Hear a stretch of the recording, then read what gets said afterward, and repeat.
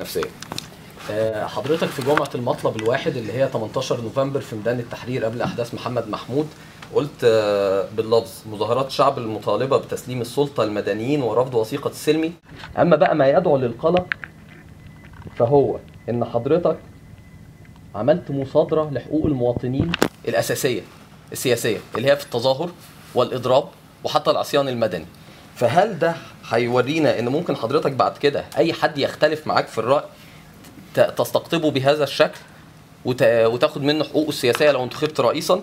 انا جملة واحدة بس وهخلص. وده بيخلينا نفكر هل العصيان المدني حلال وعمل وطني لما يبقى بيخدم مصالح حضرتك وتيارك، ويبقى خيانة وعمل غير مشروع لما يبقى ضد حضرتك؟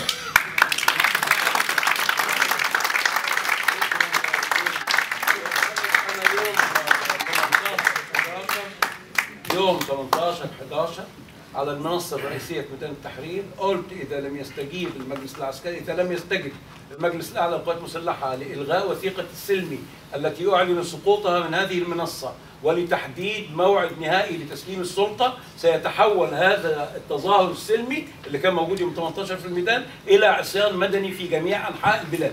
ولم أكن أقول هذا الكلام كلاما مرسلا بغير ترتيب، لا، كانت كل القوى السياسية في مصر مصممة على إلغاء وثيقة السلمي وعلى تحديد موعد نهائي لتسليم السلطة.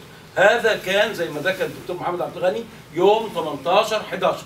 يوم 22/11 بعد 4 أيام من هذا أعلن سقوط وثيقة السلمي وتحدد الموعد النهائي لتسليم السلطة. أين واجب العصيان المدني؟ العصيان المدني أنا قلت في الأول ضد المستعمر وضد الجيش الظالم أو الحاكم الظالم. عندما كنا في 18/11 كان المجلس الأعلى للقوات المسلحة ظالما بعدم تحديد موعد للانتخابات الرئاسية وتسليم السلطة نهائي، وكان ظالما بمحاولة فرض وثيقة السلمي على كل القوى السياسية اللي لسه هتنتخب، لن تنتخب بعد، والدستور بيقول لجنة المئة تشكلها المجلسين المنتخبين الشعب والشورى. من هنا وقفت مع العصيان يوم 18، ومن هنا رددته في المرحلة الأخيرة لما جاء العصيان المدني.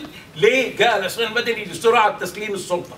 احنا بنستلم السلطة خطوة خطوة بالبرلمان، مجلس الشعب، ثم مجلس الشورى، ثم الرئاسة في موعد غايته 30/6. احنا كنا في 9/2 و8/2 و7/2. ما هو الذي يدعو إلى العصيان المدني اللي معناه توقف جميع أجهزة الدولة المدنية التي هي غير عسكرية، إنتاج وصناعة واقتصاد ومدارس وجامعات عن العمل؟ ما الذي يدعو إلى هذا العصيان؟ أنا رأيت أن الدعوة إلى هذا العصيان في هذا الوقت وقد بدأت إجراءات تسليم السلطة تعتبر محاولة لهدم الدولة. بس مش خيانة. حضرتك حاجة أنا يا دكتور محمد. لا بس حضرتك حقك. لا بس حضرتك حقك تختلف معاهم، بس ما تتهمش بالخيانة. أنا ما قلتش خيانة. لا حضرتك انا عندي الفيديوهات واجيبها لحضرتك. لا هجيبها لحضرتك بجد. لو حضرتك اديتني الايميل وكل الناس دي هبعتها لهم. يا استاذ محمد، يا استاذ محمد، انا لم اقل لفظ خيانه في حياتي على عمل سياسي. وحضرتك قلت عايزين يسقطوا الدوله. ايوه طبعا عايزين يسقطوا الدوله عشان اختلفوا مع حضرتك. لا، لان احنا بدانا البروسيس بتاع تسلم السلطه. حتى لو عددهم صغير من حقهم. ما انا حر طبعا.